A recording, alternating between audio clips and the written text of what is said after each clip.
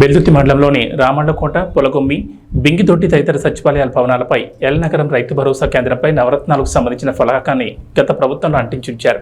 ఆంధ్రప్రదేశ్లో నూతన ప్రభుత్వం ఏర్పడి దాదాపు నెల రోజులు కావస్తున్న సంబంధిత అధికారులు ఎవరూ జగనన్న నవరత్నాల ఫలకాన్ని నేటి వరకు తొలగించకపోవడంపై గ్రామ ప్రజలు అధికారుల తీరు పట్ల ముక్కును వేలేసుకుంటున్నారు. సంబంధిత అధికారులు జగనన్నను మరువలేకపోతున్నారా అంటూ మండల ప్రజలు ప్రశ్నిస్తున్నారు.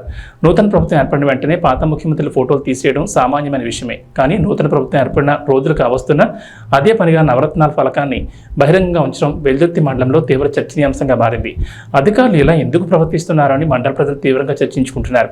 ప్రభుత్వం మారినా సచివాలయ భవనం ప్రభుత్వానికి సంబంధించిందేనని మండల ప్రజలు పేర్కొంటున్నారు. ప్రభుత్వాలు మారినా కొందరు అధికారుల తీరు నేటి వరకు మారలేదని మండల ప్రజలు ఆరోపిస్తున్నారు.